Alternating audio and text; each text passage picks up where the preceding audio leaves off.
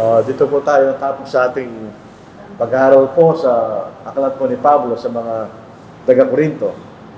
Yung huling bahagi ng ating pinag-aralan ay ito sa sinasabi ni Pablo na hindi siya sinugo ng Panginoon upang magbautismo po, kundi upang mangaral kanya. Hindi ibig sabihin na hindi mahalaga yung bautismo. Sinasabi lang ni Pablo, hindi yun ang gawain na sinugo siya ng Panginoon. Kaya dito po sa ating pag-aaral, tinutukoy ni Pablo ang mensahe ng kaligtasan ganyan. Sa verse 18. For the message of the cross is foolishness to those who are perishing, but to us who are being saved, it is the power of God. Ito po ang mensahe ng krus. Ano ba yung mensahe ng krus? Actually po yung cross, wala namang halaga yun.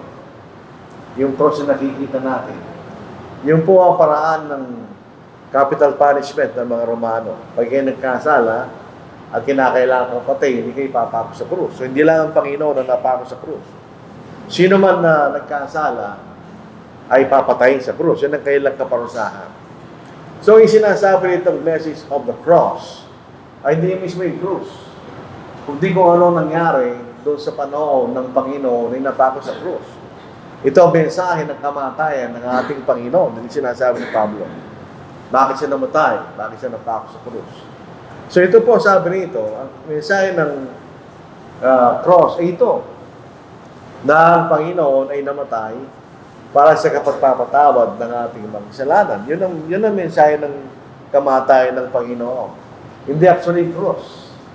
Ito yung pagkakamali ng mga Katoliko na binibigyan nila ng halaga yung halaga.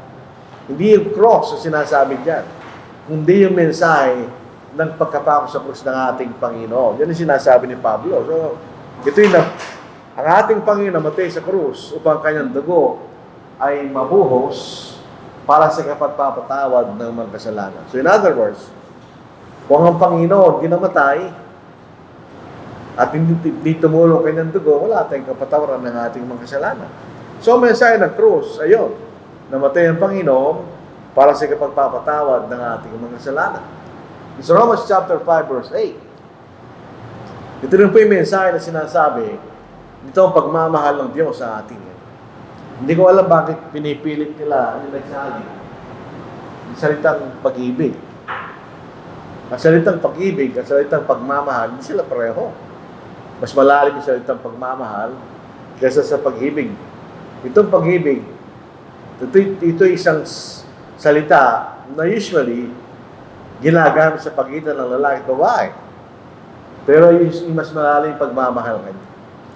Na noong tayo mga makasalanan pa, si Kristo ay namatay para sa atin. So, para iligtas tayo sa kalagayan natin na tayo mga makasalanan, si Kristo ay kinakailangan mamatay kanya. Yan ang mensahe ng krus.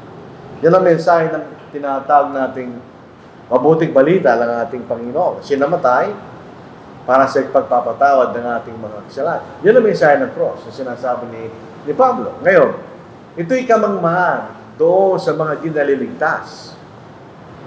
In other words, pagka tayo po ay nangangaral ng Ebanghelyo sa mga di naliligtas, karamihan sa kanila, hindi nila na-appreciate. Walang kwenta yan. Kaya yan ay kalokohan kanila. It's foolishness. Nila pinaniniwalaan. Dahil hindi sila naliligtas. Wala silang appreciation sa kamatayan ng Panginoon. Hindi nga sila naliligtas eh. Pero para sa atin, na alam natin ang kahalagahan yan, hindi ganon. Pag tinatakbo nila ang Ebanghelyo, na ito'y kapangyarihan ng Diyos, sabihin, para sa kayo, hindi mahalaga yan. O otherwise, kung nakikita ng mga tao sa isang libutan na mahalaga itong kamatayan ng Panginoon, di siya naniniwala sila. Ganun naman ang tao. Pagka ang tao, sinabihan mo siya ng isang bagay, at para sa kanya walang kwenta, hindi naman siya makikinig. Kahit ano pang gawin mo, pilitin mo siya, hindi siya makikinig. Kasi para sa kanya walang halaga yan. So sa mga hindi naliligtas, hindi mahalaga yung Ebanghelyo kanila. Yun yung sinasabi natin. So ito'y kamangamangan sa kanila. Kung isipin nga po natin sa isang rasyonal na pag-iisip, bakit kailangan mamatay isang tao para maligtas yung iba? Sure, walang lohe kayo, di ba? Kaya nakikita nila kalokohan yan kanila eh. Bakit kailangan mamatay yung isang tao para maligtas yung iba? So pag ipinapangalan ni Pablo yan, walang kahulugan sa kanila. Hindi nila maintindihan yung kahalagaan ng ginawa ng ating Panginoon. Ito yung misteryo yung tinatawag nating pagmamahal ng Diyos. Ito rin ang may kaugnayan sa ating mga pagmamahal. Hindi natin sila maipaliwanag sa lohikang paraan. Kundi lamang ito sa pagkakaroon ng pagmamalasakit ng Diyos. Ganyan. Yung salitang pagmamahal dito, agape. Ito yung pinakamataas na uri ng pagmamahal. Yung mga magsing-irog, nagliligawan, hindi agape yun. Yan ay phileo. Kaya nagkakagustuhan sila dahil mayroong mga bagay na pareho sila. Sila nag-enjoy sa isa't isa. Mababaw yun, di ba? Pagkaralang panahon, pag naging mag-asawa yan, nakita mo lang kung sino yung isa, tinatago mo pa rin, mas malalim ang pagmamahal yun. Yun ang pagmamahal ng Diyos sa atin. Bagamat tayo mga kaaway niya, pero minarap pa rin niya, nagawa lang para tayo maligtas. Sa mga tao ng panahon na yun, hindi nila maintindihan yun. Bakit kailangan mamatay isang tao para tayo maligtas? Yun kaya sa kanila is foolishness. Kaya hindi sila nire-reject nila yung Ebanghelyo ng Panginoon dahil para sa kanila yun ay foolishness. Pero sa atin na naliligtas. Siyempre, sumunod na tayo sa Ebanghelyo. Nawalawaan natin ang Ebanghelyo. Kung ano ito. Ito po isang patuloy na proseso actually. Kung inisip natin na nung tayo nabautismuhan, okay na yun, hindi siya. Ang Ebanghelyo, tingnan ninyo ang salita niya, we are being saved. Ganyan. So ito yung nagpapatuloy na proseso, being saved. Ganyan. So sa ating nagpapatuloy, na gusto nating maligtas, ito ang kapangyarihan ng Diyos. Ganyan. Yun ang sinasabi ni Pablo. Sa kanya sinasabi. Pero tandaan po natin, may simula yan.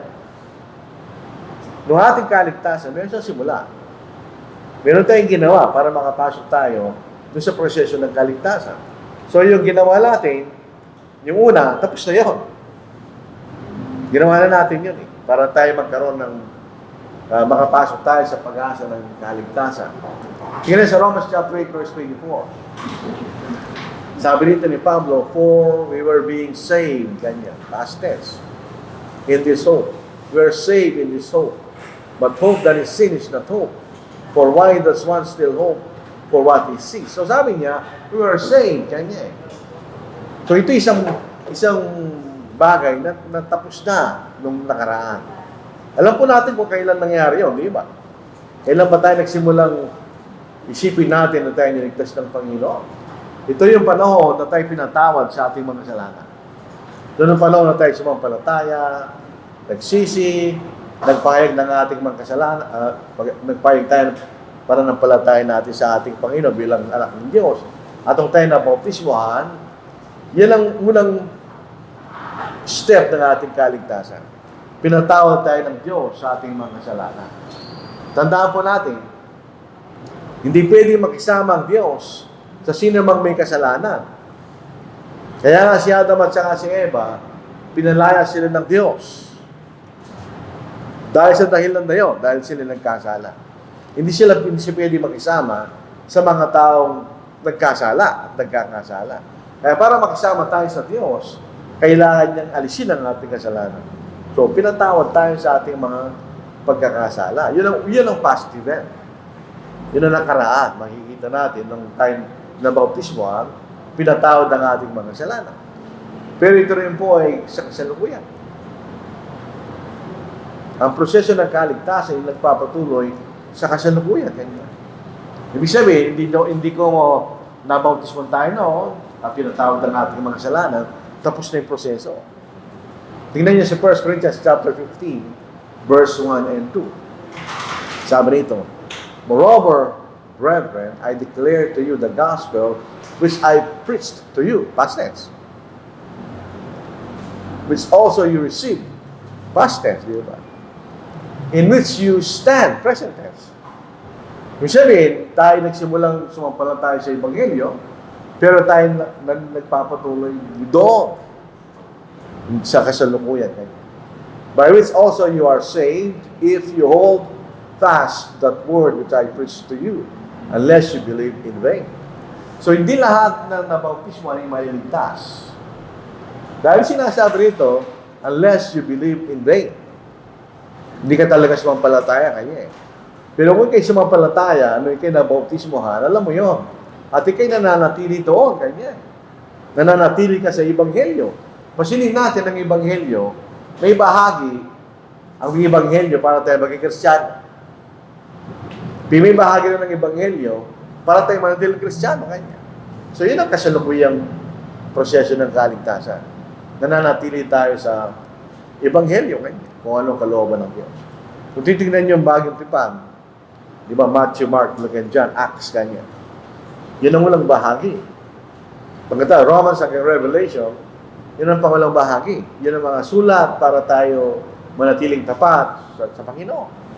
So, yun ang present event kanya. Nagpapatuloy. Pero meron din siyang future. Sa kasalukuyang panahon, ligtas tayo dahil pinatawad ang ating mga kasalanan at patuloy na pinatatawad ang ating mga kasalanan. Hindi pa rin tayo taglay yung kaligtasan. Dito po sa Hebrews chapter 9, verse 28. Pag dumating ang Panginoon, doon ibibigay sa atin ang ating kaligtasan. So, ibig sabihin, dalawa klase ang kaligtasan. Yung pinatawad tayo sa ating mga kasalanan at dadalhin tayo sa langit ng Panginoon pag dumating siya sa pangalawa at huling pagkakataon.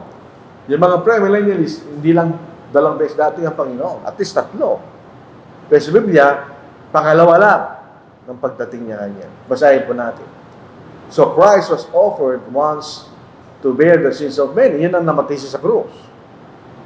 To those who eagerly wait for Him. So, hinintay natin ang pagdating niya. Hindi tayo eagerly wait kung meron tayong problema. Pero kung tayo nanatiling tapat at nagsusumikap na manatiling tapat sa Panginoon, ay hinintay natin yun. Siyempre, wala namang problema eh. He will appear a second time apart from sin. So pagdating ng Panginoon, hindi na tayo patatawanan sa ating mga kasalanan. Wala nang kaunahin doon, kundi para sa ating kaligtasan. Dadalhin na tayo sa langit pagdating ng Panginoon. So ang kaligtasan, ito'y nakaraan kung tayo na bautismo. It's a present event na papatuloy sa kasalukuyan hanggang sa araw ng ating kamatayan o hanggang sa araw ng pagdating ng ating Panginoon. Depende kung anong mauna. So yun ang pinaniniwalaan natin. So para sa atin, hindi ito kabangmangan. It's not foolishness. Ito'y kapangyarihan ng Diyos. Kung hindi tayo maniniwala sa Ebanghelyo, hindi rin tayo maliligtas. At kung Kristiyano tayo, nabautismohan ka, hindi ka nagpatuloy, hindi ka pa rin maliligtas. Pasilin natin, tayong mga Kristiyano, tayo ng bautismo, pinatawad tayo sa ating mga kasalanan. Pero nagpapatuloy ka pa rin sa sanglibutan. Napakapaligid tayo sa tukso ng sanglibutan. Tingnan po yung si Aaron David, kung siya nagkasala kay Bathsheba. Yun lang, this translation. Sa Psalm 51. Dito po sa Psalm 51, pagkatapos na pagkasala si Aaron David, na pinatay niya si Uriah,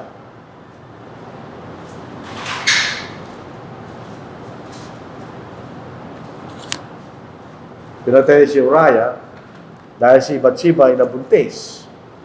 Tapos sinugo niya si Uriah para sipingan niya ang kanyang asawa, hindi siya sumiping. Nasa labas lang siya kanya sapagkat ang aking mga tauhan ay nasa labas, ba't ako papasok sa tahanan ng sa aking asawa kanya. So, pinabalik niya sa tigbahan at pinatay niya. At sinabihan siya ni Nathan, ikaw yung tao yung kanya. Kinuha mo yung katangi-tanging tupa ng isang mahirap at pinatay mo siya kanya. Dito sa Psalm 51. Sabi sa verse 1, hanggang dito po sa verse 5. Nagkasala siya rito. Pagkatapos na makausap si Nathan, be gracious to me, O God, according to your loving kindness. According to the greatness of your compassion, blot out my transgressions. Wash me thoroughly from my iniquity and cleanse me from my sin. Tandaan niyo, doon sa una, my transgressions, ganyan. Pagkalahatan. Pero sa pangalawa, isa na lang. My iniquity, my sin. Yung kasalanan niya kay Uriah. For I know my transgressions, and my sin is before me. Ganyan. Against you only I have sinned and done what is evil in your sight, so that you are justified when you speak and blameless when you judge. Ganyan. Dahil tunay akong nagkasala, sabi ni David. Sabi sa verse 5, Behold, I was brought forth in iniquity, and in the sin my mother conceived. Ano ibig sabihin? Hindi naman niya naman yung kasalanan nanay niya. Sinasabi lang niya, kahit nandun pa ako sa tiyan nakapaligid na ako sa kasalanan. Bakit? Dahil na niya makasalanan kanya. Pero paglabas siya sa mundo, nakapaligid pa rin ako sa kasalanan kanya. In other words, natukso siya, nagkasala. Dahil nga siya'y nakatira sa isang lugar na magsalanan kanya. Ganun din tayo. So, posible na tayo magkasala. So, pero pwede tayong patawarin ng Diyos. Kung magpatuloy tayo dun sa Ebanghelyo, meron naman pong bahagi niya ng pagpapatawad ng Ebanghelyo kapag tayo po'y Kristiyano. Yung sa Romans chapter 1, verse 16. Alam po niyo ito, ano ito? Dynamite, di ba? Itong salitang dynamite, hindi po sa English word. Maraming salita sa English galing sa salitang Grego.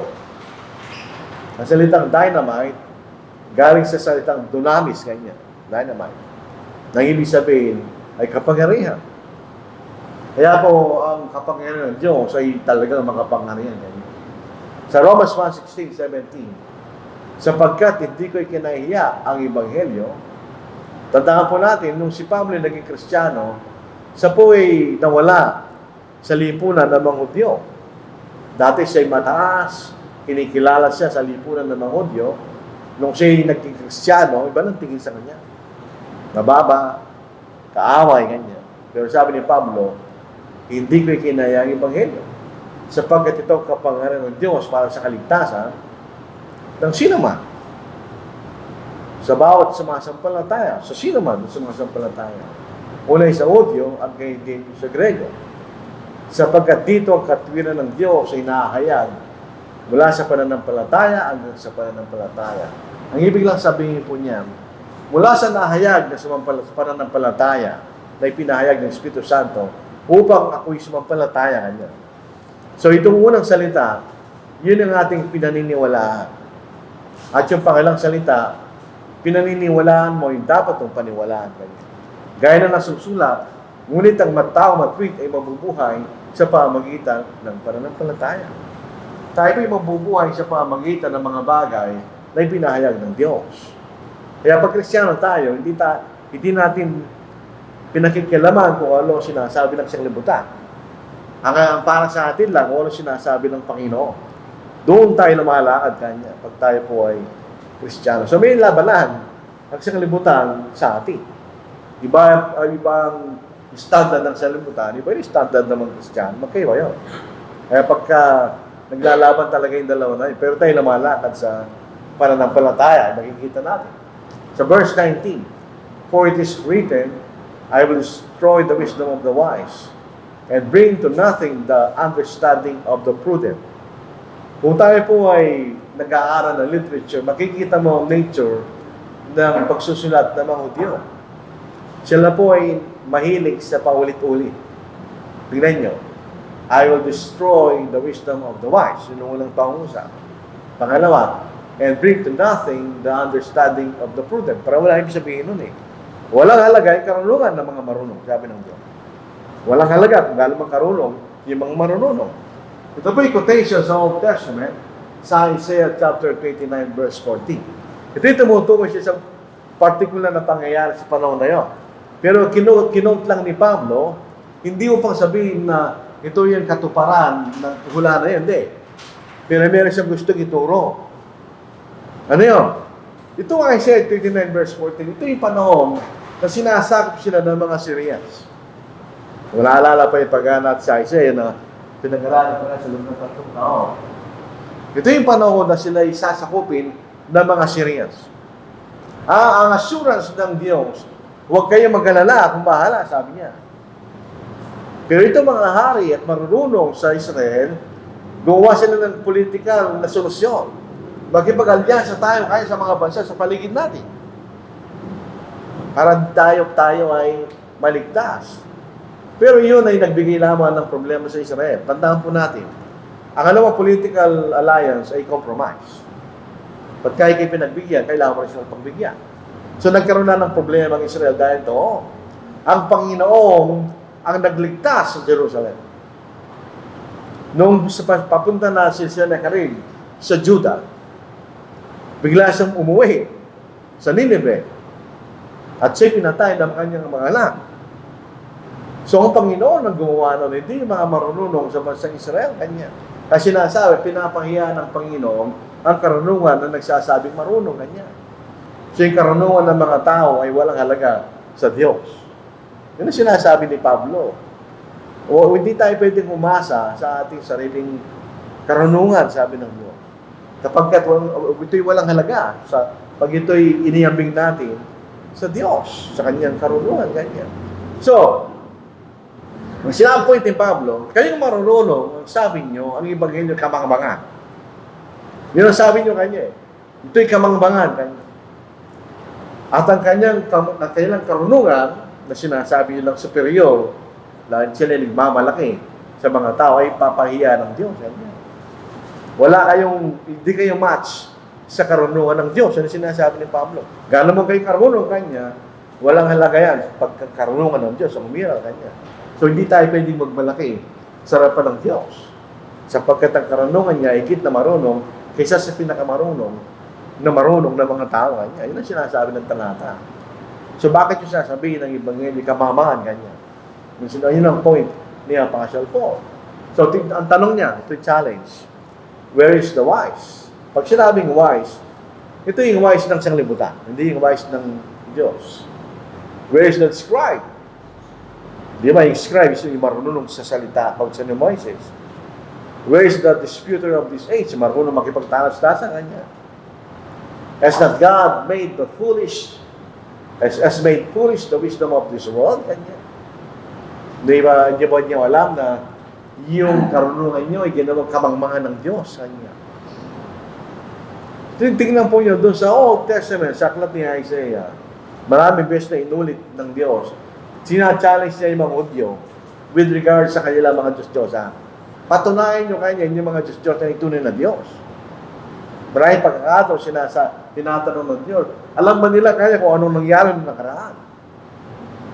Alam ba ng mga Diyos-Diyos niya kung anong nangyari ngayon? Ganyan. At masasabi ba ng mga Diyos-Diyos niya kung anong mangyayari sa panginaharap? Yun yung may katanungan na tinatanong niya, hindi para sagutin. Sinasabi lang niya, hindi. Wala silang kapangyarihan, ganyan. So, sinachallenge ng Diyos si Israel ng ilang beses sa panahon na yun. Ganon din ito. Wala kayong sinagot, ganyan, sabi ni Pablo. Wala kayong masasagot, ganyan. Sa mga katanungan ng buhay. Kahit gaano kayo karunong, ganyan. Number one, paano nagsimula lahat ng mga bagay? Hindi nila may paliwanag yun. Kaya isang kayong panahon, yung supposed to be marunong, yung mga scientists, na mostly atheist, hindi sila naniniwala sa Diyos. Hindi man nila may paliwanag kung paano nagsimula yung mga bagay-bagay. Marami silang theories na hindi man nila mapatunayan. So, kasi pag sinabing science, ito yung bunga ng yung pagmamasi. At pag-experimentation, para mapatunayan mo kung totoo yun. Paano mo magmamasid sa isang bagay na tapos na? Hindi man natin nakita yung pagsisimula ng lahat ng mga bagay, ganyan.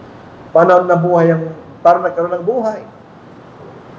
Yung evolution, sabi nila, nagsimula tayo sa walang buhay at nagbago at nagkaroon ng buhay. Hindi natin may paliwanag yun. Number one, ang tanong po doon, so nagsimula yung simula. Kasi kung sabi, nagsimula tayo sa pinakamaliit na uri ng bagay at tapos bigla siya nagbago sa kanyang sarili, maraming tanong yun. Saan nanggaling yung bagay na yun? At anong dahilan at nabago siya? Kahit anong gawin natin, hintayin natin itong table na ito hanggang mamatay tayo, hindi magbabago yan. Ganun pa rin yan. Kung pupanturahin mo yan, merong persa doon, di ba? Pero pababayaan mo lang yun, hanggang mamatay, ganun yung tsura niya.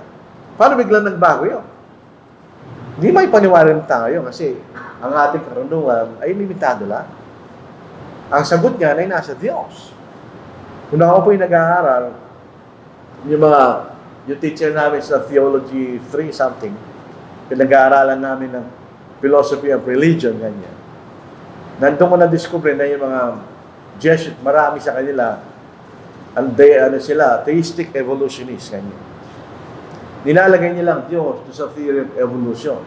Ang sinasabi ang Diyos ang nagsimula, nung pinakasimula, tapos pinabayaan ng Diyos, ganyan. Para masagot lang nila yung tanong, siya nagsimula, simula. At dahil siya biglang nagbago. Pero mali pa rin sila. At dahil hindi nagbago ang isang bago sa sarili niya, dahil ang ating karunungan ay limitado lang. Sa Proverbs 14 verse 12, sinasabi sa atin, may daan na tila matut sa isang tao, ngunit ang dulo niya ay mga daan ng kamatayan. Ganyan. Minsan lang, ang ating gagawin niyo, ang kanyang consequence, doon pa sa maraming panahon later on, natin makikita yon. Hindi natin nakita yon. Doon lang natin makikita sa mahabang panahon ng karaan. Ganun ang limitasyon ng ating karunungan. Ang karunungan lang ng Diyos ang sakdal. Perfect na karunungan. Sa Isaiah 46 verse 9, remember the former things of old, yung nakaraang panahon ganyan, for I am God, and there is no other. Kapasinin niyo, I am God. Ganyan. I am God, and there is none like me. Wala akong katulad. Ganyan. Pwede kong sabihin, ang bunga sa simula. Parang isang marunong, meron kami nakita marunong sa dama. Sabi niya, tumira yung tao, talo ka na kanya. Bakit mo nasabi ka namin? Tingnan niyo, pakikita ko sa iyo kanya. Natalo ka yung tao. So, ganun ang Diyos. Yun, sa tama lang yun. Pwede niya sabihin ang bunga ng ginagawa mo, doon kayo nagsisimula. Na sa mga tao, hindi natin magagawa yun. Alam natin magsimula, pwede mong isipin ng mga bagay-bagay, pero kumisyan, meron ka pa rin hindi naisip. But then, nagkamali pala kung ano. From the ancient times, things that are not yet done, ganyan, say, my counsel shall stand, and I will do all my pleasure. Say, yung mga bagay na sasabihin kong mangyayari, yun yung mangyayari, sabi niya. Yun ang Diyos. Yan ang kanyang karunungan. Ang karunungan niya, sino mang tao, hindi makakagawa. Paano malalaman yung mangyayari sa panginaharap? Sabi niya, ang pangalan ng ibang mga taragit ay Cyrus, kanya. Paano nalaman nyo? Wala naman siyang kinalaman doon sa magulang ni Cyrus. In other words, hindi Diyos ang nagbigay ng pangalan niyo, kundi magulang ni Cyrus. Tutubihin ng Diyos sa panginaharap. At nakita niya, ang mga magulang ni Cyrus, ang papakalan nila ay Cyrus. Walang kinalaman ng Diyos doon. Nung ipinanganak yung tao, ang pangalan ni Cyrus. Siguro ng karunungan ng Diyos, hindi natin maintindihan. Wala siyang kinalaman doon. Pero pwede na makita ang isang bagay bago pa siya mangyayari. At kung mayroon siyang sasabihin na mangyayari, ito yung mangyayari kanya. So yun ang karunungan ng Diyos. Paano natin ikukumpara ang ating sarili sa karunungan ng Diyos? So, yung sa karunungan ng tao, kung ang pinag-uusapan ay kaligtasan, nakakita na ba sila ng paraan sa sarili nilang kaisipan para maligtas nila sa sarili nila sa kailangan kasalanan? Wala. Kahit anong gawin natin, wala tayong magagawa. Kung nagkasala tayo sa ating sariling paraan, na mawala yung kasalanan mo, wala. Nandun pa rin ang kasalanan mo. So kahit ang karunungan natin, walang magagawa doon. Kaya nga ang Pang-Diyos, sinugo niya kanyang anak, namatay sa cross. Para yung mga tao na dapat sana ay maparusahan sa impyerno dahil sila nagkasala, ay magkakaroon ng kaligtasan. Yun ang sinasabi ni Pablo. Siya na marunong. Where is the scribe? Where is the disputer of this age?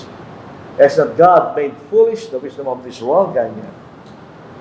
Pinakikita ng Diyos sa kanyang karunungan ang kamangmangan ng karunungan ng tao. Ganyan. Tingnan po niyo, for since in the wisdom of God, the world through wisdom did not know God. It pleased God through the foolishness of the message preached to save those who believe. Nga, hindi sabi niya, sa karunungan ng tao, hindi nila nakilala ang Diyos. So, sa sariling isip lang natin ngayon, kinakailangan niyang ipakilala ang sarili niya na may Diyos. So, sa karunungan po ng tao, hindi nila naman ipapaniwalag ang Diyos. Kaya nga inaalis nila yung Diyos eh. Sa mga bagay na kailang tinuturo, inaalis sila ng Diyos. Bakit? Hindi nila may paliwanag. Wala siyang sagot sa Diyos. Sino mang Diyos? Kanya. Kaya iniaalis silang Diyos sa lahat ng mga bagay na kailang ipinaliliwanag. Pero dito sa Romans 1:19, nagpakilala ang Diyos. Because what may be known of God is manifest in them. Kanya. For God has shown it to them. Pinakilala ng Diyos. Kanya. Para makilala na mayroong Diyos. For since the creation of the world, His invisible attributes are clearly seen. Paano natin makikita na mayroong Diyos? At paano natin makikilala ang kanyang attributes o kanyang nature? Being understood by the things that are made, even His eternal power and Godhead, so that they are without excuse. Si Dr. Martin, di ba? Pero hindi siya makakalikha ng buhay. Ma-extend lang yung buhay ng tao kung gagamutin mo siya. Pag namatay na siya, wala na siya magagawa. Ang Diyos lamang may ganong klaseng kapangyarihan. So, sino ang Diyos? Makikilala natin sa mga bagay na kanyang ginawa. Kaya, kung titignan natin ang ating mga sarili, titingin tayo sa kalikasan, titingin tayo sa gabi, sa heaven, makikita mo ang kapangyarihan ng Diyos. Doon ang kanyang walang kapangyarihan ganyan. So, sino man na nagsasabi na walang Diyos? Dalawa lang po ang tao nagsasabi na walang Diyos. Yung mga makasalanan na ayaw lang tanggapin, walang Diyos, kanina. At yung mga tinatawag na mangmang, ganyan, walang Diyos. Basahin po natin. Dito sa Psalm 14 verse 1. There is no God, kanina. They are corrupt. They have done abominable works. For there is none who does good. Dito sa Psalm 14 verse 1. Yung naniniwalang walang Diyos, ano nangyayari sa kanila? They are corrupt. They have done abominable works. Hindi sila mabuti, sabi ng nasumulat dito sa Psalm. Dahil hindi sila naniniwala sa Diyos. Kaya pag naniniwala tayo sa Diyos, wala tayong problema. Dadalhin tayo ng Diyos na mabuti. Pag nanagdag natin ng Diyos, pupuntak sa masama. Kasi walang ang kabutihan lang ay nasa Diyos. So paano sasabihin? Yun tungkol po sa Diyos ng mga tao, hindi na may paliwanag. Sa kanilang sariling karunungan kung sino ang Diyos. So, ang karunungan ng Diyos ay nagpapakita sa kanyang karunungan at kapangyarihan. Dito pagpapatuloy po natin ito. Ito po itungkol sa nilalang niya eh. Sahin po natin. Nagpapayag ng kalalatihan ng Diyos ang kalangitan at ang mga gawa ng kanyang mga kamay. So, ang kanyang kalalatihan ay makikita natin sa mga bagay na kanyang ginawa. Sa araw-araw ay nagsasalita at gabi-gabi ay nagpapahayag ng kaalaman. Nagsasalita ba yung mga sinilalang ng Diyos? Hindi naman. Pero bakit sila nagsasalita at nagpapahayag ng kaalaman? Ang ibig sabihin, pag nakikita mo itong mga ginawa ng Diyos, nagtuturo sila sa atin tungkol sa Diyos. Tungkol sa kanyang kalwalhatian, kanya. Walang pananalita, o wala naman sila salita. O mga salita man, ang kailang tinig ay hindi narinig. Ngunit, ganyan. Lumalaganap sa buong lupa ang kailang tinig at ang kailang mga salita ay sa dulo ng daigdig. Ito yung mga nilalang niya. Ito ang halimbawa. Sa kanila naglagay siya ng toda para sa araw. Na dumarating na gaya ng kasintang lalaki, napapalabas sa kanyang silid. Ganyan. Di ba pagka tumingin ka sa araw, para siyang lumalabas sa kanyang tolda. At nagagalak gaya ng malakas na tao na tumatakbo sa takbuhan. Ang kanyang pagsikat ay mula sa dulo ng mga langit at sa mga dulo niyo ay ang kanyang pagligid pag siya'y bumababa.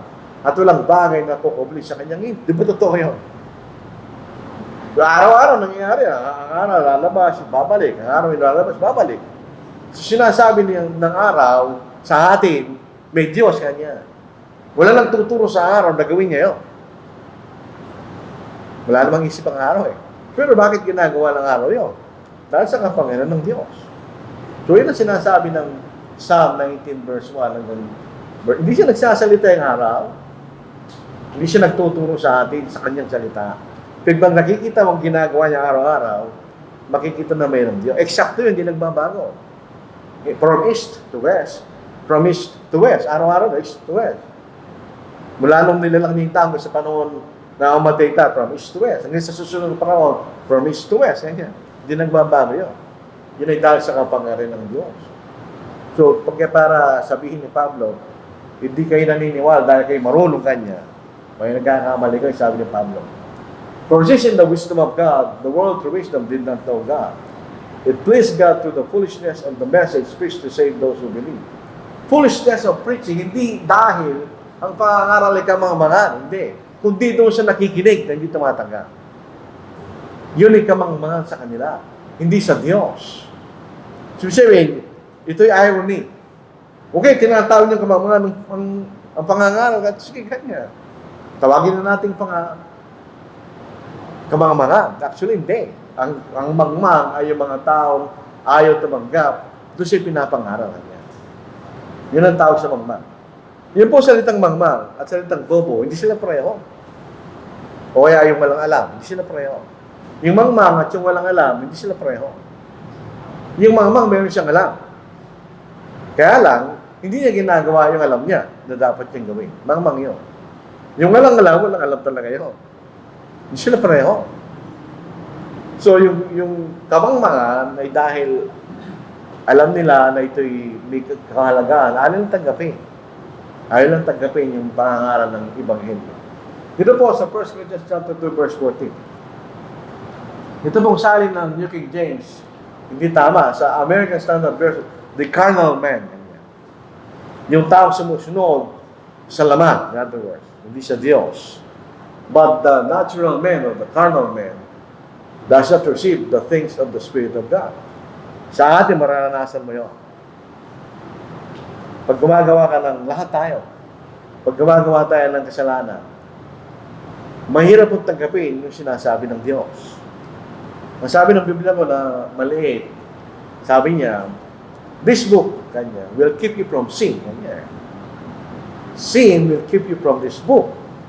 Pag nagkakasala ka, hindi mo babasahin niya. Kasi babalik sa iyo. Kaya nga yung mga tao, yung basahin ng Biblia. Kasi bumabalik sa kanila. But the natural man doesn't receive the things of the Spirit of God, for they are foolishness to him. Dahil sin, ang isip niya ay nakatingin sa kalaman, hindi sa spiritual. Nor can he know them. Ang ibig sabihin niya, hindi naman ibig sabihin niya maintindihan. Kaya lang, kung ito ay walang halaga sa kanya, hindi niya talaga malalaman yun. In the first place, hindi niya mapasahin. Because they are spiritually discerned. But he was spiritual, judges all things, yet he himself is rightly judged by no one. So, yung mga taong ayos sa spirito, yung may interest sa spiritual, mabasahin niya yan. At pangunawain niya. Sa Tagalog, ngunit ang taong ayos sa laman, so hindi tamang sali, ay hindi tumatanggap ng mga bagay ng Espiritu ng Diyos. Noong unang panahon, si Brother Tomas, andun kami sa La Paz, nangangaral ka, biglang may dumating na lasing. Nakaibigan nung inaaralan namin, pero lasing siya. Nag-argue siya na nag-argue. Sabi ko, malis na tayo, kakontra na ito, bakit? Lasing siya. Hindi mo lang halaga sa kanya, ituturo natin. Sapagkat ang mga ito ay kamangmangan sa kanya. At hindi niya naunawa, sapagkat ang mga yaon ay sinasya sa Espiritu. Ay sa kalooban ng Espiritu, huwag munawain mo yun. So, ibig sabihin, kaya nagiging mangmang kanya. Yung sa mga taong hindi naliligtas, sila ay ayon sa laman, ang salita ng sa iba lang halaga. Kahapon, binisita ko yung tito namin, yung asawa niya, ay malapit ang mamatay. Hindi yung pisa namin. Sabi ko sa kanila, bakit hindi ka ako magkaroon tayo ng Bible study ako sa kanya. Tumatawag siya, tapos nagsigarilyo siya. Bawal ba ito ang kanya? Kaya nahihiya siya mag-aral dahil doon. Alam niya, yung sinangganagawa niya ay mali, kanya. So sabi niya, sige, kanya, makikinig kami pag pupunta sila rito, kanya. So, ganoon ang sitwasyon. Pag ang iyong kaisipan ay nakatoon sa mga bagay na sa malibutan ito, ang mga bagay na spiritual ay walang halaga.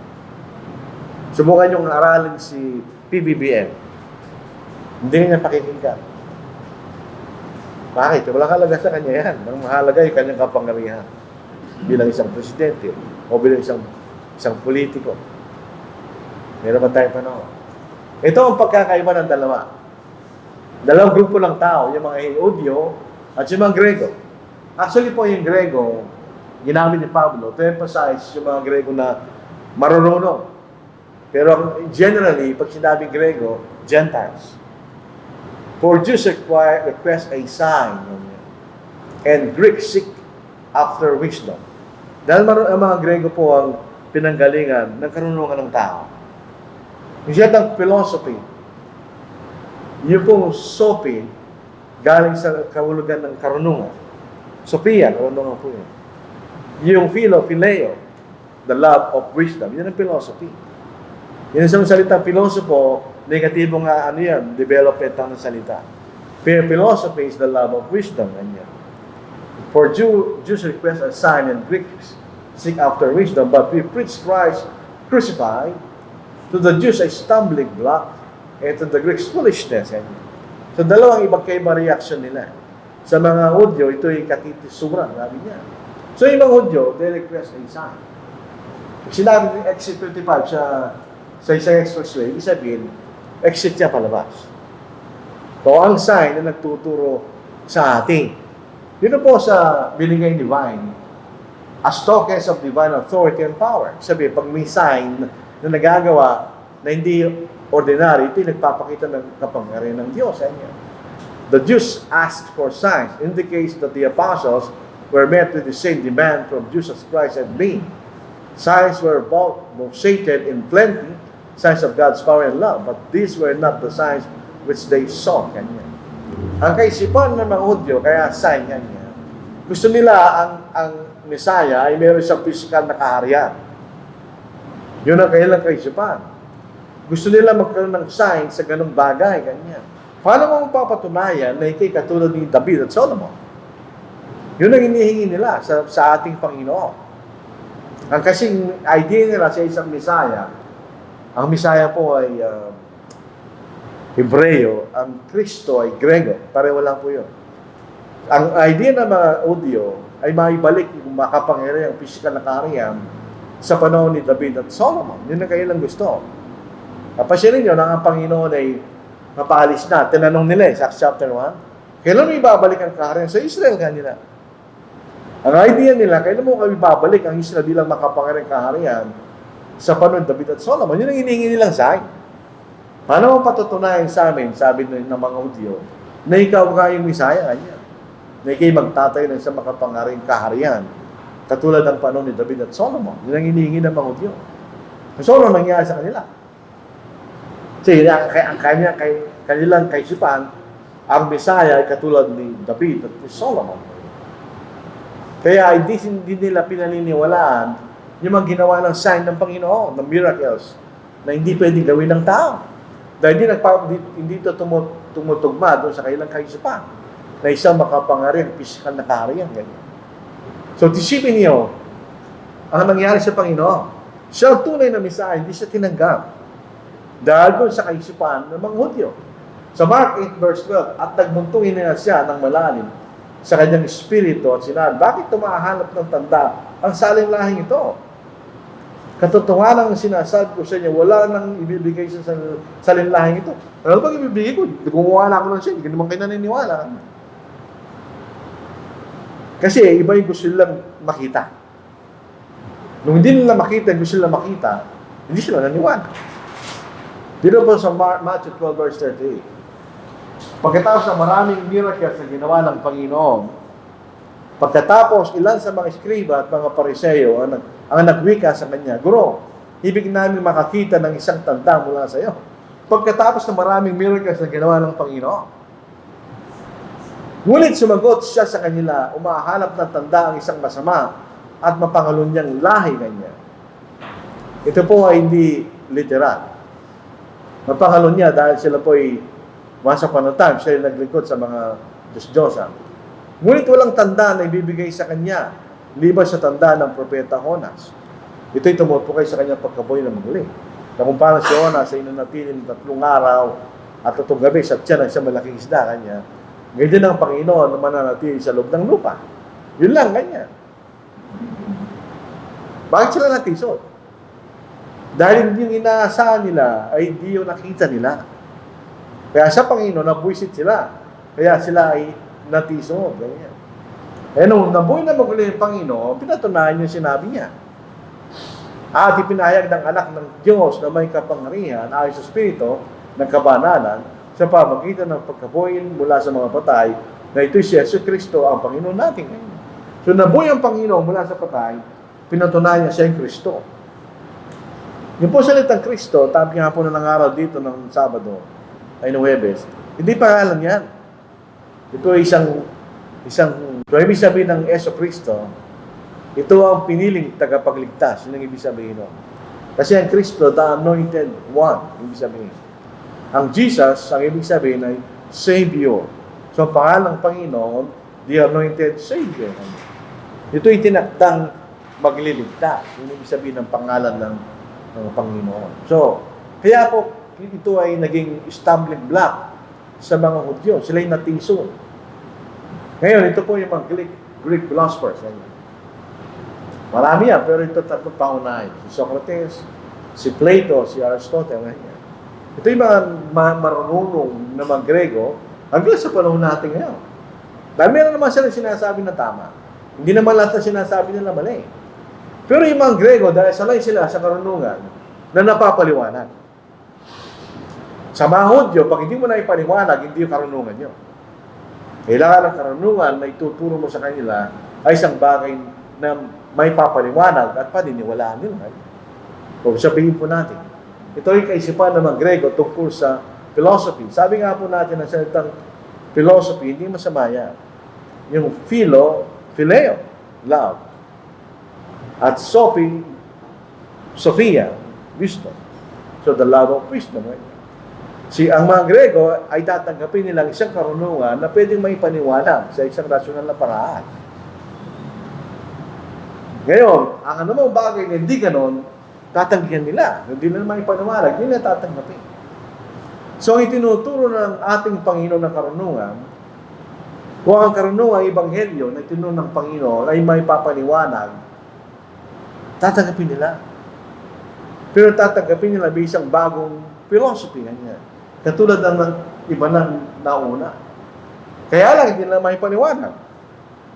Paano na naintindihin ka isang tao na mamamatay sa krus para kami maligtas? Kaya hindi na tinanggap. Ito lang po na magtatapos. Sa Hudyo, stumbling block, yung sinasabi natin kanina. Ang expectation ng mga Hudyo sa Messiah o kay Kristo ay isang physically powerful king like David. Ganyan. Leading a powerful kingdom. Yun ang kailang expectation. Ngayon, nung dumating ang ating Panginoon at siya'y namatay sa krus para maligtas, ito yung Gregory, sa mga Hudyo ito. Kaya hindi na tinanggap, sila yung natisod. Sa mag-Grego naman, ang konsepto ng isang tao na ipapakos sa mga tao, hindi nila ma-explain. Bakit ano kaunahin nun? Bakit gano'n? So, hindi nila ma-explain rationally yun. So, hindi na tinanggap. Walang kwenta yan kanila. So, yun ang problema ng dalawa. Yung isa, natisod sila. Dalawa siya inaasahan nila, yung nakita nila. Yung mga Grego naman, hindi na yung may paniwanag yan. Ano ba yan? Hindi na tatanggapin yan kanila. So, yun ang sinasabi ni Pablo. Bakit yung mga Hudyo, hindi tinagapang-ebanghelyo kanya? Bakit yung Grego, hindi tinagapang? Yan ang dahilan. Pero pasinin natin, mga kapatid, ito generally speaking. Sa mga Hudyo, may exception na naniniwala. Sa mga Gentiles, meron din naniniwala. Pero generally speaking, ganun ang kailang kaisipan. So dito po tayo magtatapos sa ating pag-aaral sa 1 Corinthians. Si Apostle Paul, ano po siya, maganda siyang pag-aralan. Kasi very challenging ang mga paraan ng kanyang pagtuturo. Kaya kasabi ni Pedro, may mga bagay doon na mahirap maunawaan, ganyan. So, bakit may nagtatanong? Bakit nilagay pa ng Diyos? Bakit din lang madali? Hindi, sinusubukan tayo ng Diyos. Hanggang saan ba ang inyong interest sa aking salita? Kung kayo mahirapan, hindi na kayo mag-aaral, ganyan. May bahaging mahirap na unawaan, hito na ba kayo ganyan sa pag-aaral? So, ito yung challenge sa mga tao na kung tayo interesado sa salita ng Diyos, kailangan natin pag-aralan. Kaya ngayon ang Kristiyano, Ewan ko sa inyo, tayo mga Kristiyano, kinakailangan meron tayong panahon na basahin natin ang Biblia natin, maliban dito sa araw ng linggo. Kailangan may maunawaan natin ang lubusan ang karunungan ng Diyos. Hindi ka matututo at hindi ka mag-graduate sa university kung linggo ka lang mag-aaral. Di ba kailangan araw-araw nag-aaral ka sa eskwelahan? Para matuto ka. Kung once a week lang ka, once a day ka lang, every week, papasok sa university, hindi ka mag-graduate. So, ganoon din ang kaya pinag-aaral natin ito para makita natin ang karunungan ng Diyos, mga kapatid. So, ito po ang katapusan ng ating pag-aaral. Pwede pa i-further explain ano yung tayo na ang iglesia ay walang nakita. Ang iglesia ay walang nakita sa isipan ng How to mean? Ang iglesia at ang sanglibutan, magkaiba sila. Hindi magsabihin mo natin yung pakialam sa mga tao, yun naman. Ang pinag-uusapan natin yung kailang kaisipan. So, ang kaisipan ng sanglibutan, pag sinabi natin isang libutan, hindi rin lahat ng kaisipan ng sanglibutan ay masama. Nandito tayo sa sanglibutan eh. At tinutukoy natin doon na yung masamang kaisipan ng sanglibutan, yung sabihin. At saka yung mabuting kaisipan ng iglesia na galing sa karunungan ng Diyos, magkaiba sila. Dito po sa Galatia, chapter 5. Ito yung opposition ng spiritual do sa carnal. Basahin natin sa Galatians chapter 5. Bago introduce ni Pablo, iba't ibang uri ng kasalanan. Sa Galatians chapter 5. Sinabi niya muna yung filosofiya behind. Bakit may mga tao makasalanan? Bakit may mga tao maliligtas? Sinabi muna niya, basahin po natin. Dito po sa verse 16. But I say, walk by the Spirit, and you will not carry out the desire of the flesh. Pag sinasabi natin desire of the flesh, ito yung makasalanang pita ng laman. Yung mga pita na hindi dapat, hindi sabihin. Hindi lahat ng pita ng laman masama. Pero yung pita na hindi dapat.